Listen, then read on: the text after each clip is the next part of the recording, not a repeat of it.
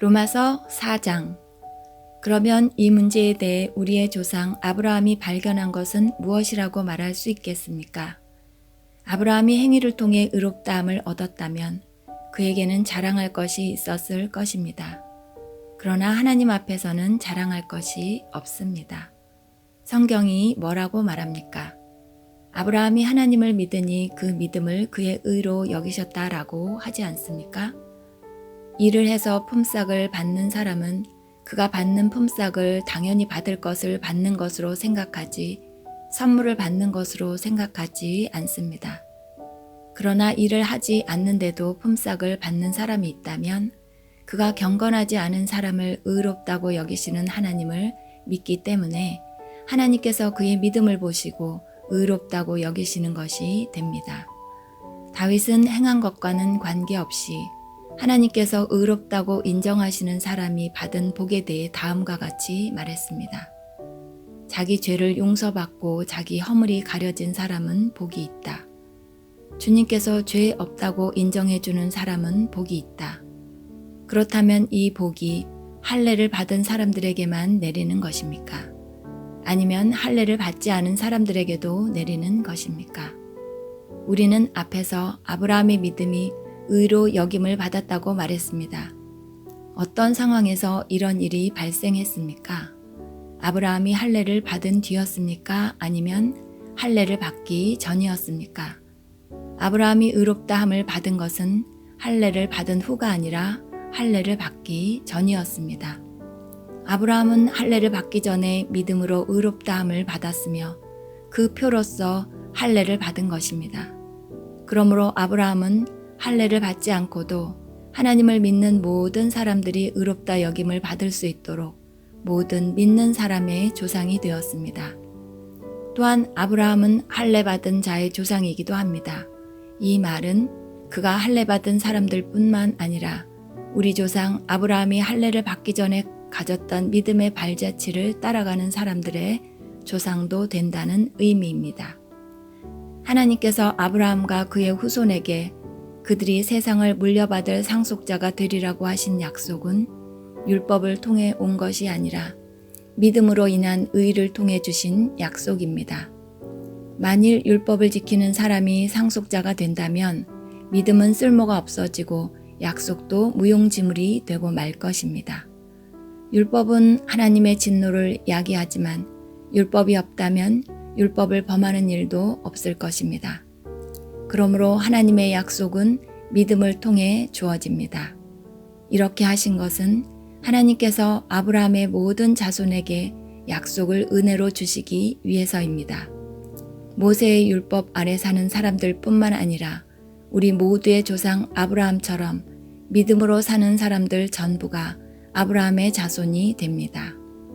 성경에 내가 너를 많은 민족의 조상으로 삼았다고 기록되어 있는 것처럼 아브라함은 그가 믿은 하나님, 곧 죽은 사람도 살리시며 없는 것도 있게 하시는 하나님을 믿었습니다. 아브라함은 소망이 전혀 없었지만 하나님께서 네 자손이 이와 같이 많아질 것이다 라고 말씀하신 대로 자기가 많은 민족의 조상이 될 것을 믿고 소망하였습니다. 아브라함은 100살이나 되어 거의 죽은 사람이나 다름없게 되었고 살아도 나이가 많아 아기를 낳을 수 없다는 것을 알았지만 하나님을 믿는 믿음이 약해지지 않았습니다.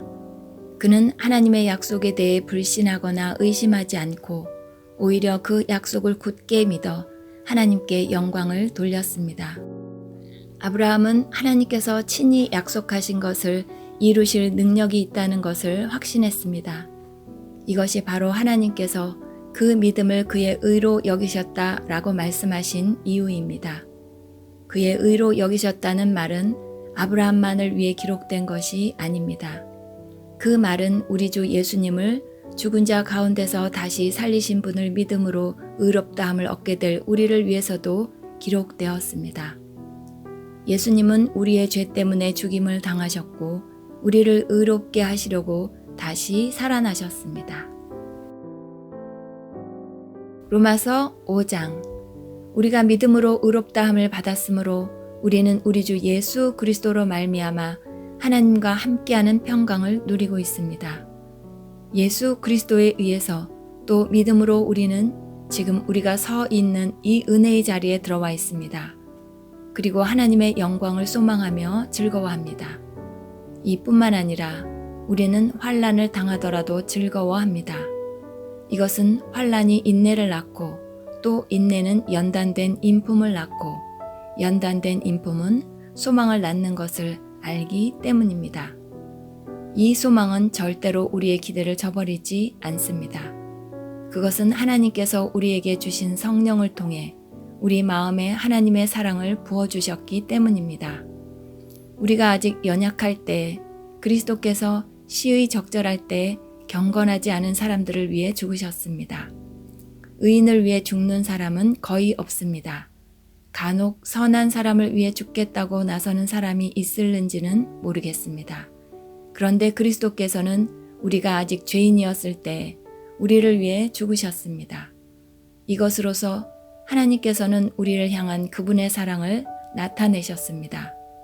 그러므로 우리는 그리스도의 피로 말미암아 의롭다함을 얻었으므로 우리가 그리스도를 통해 하나님의 진노로부터 구원을 받을 것은 더욱 확실합니다.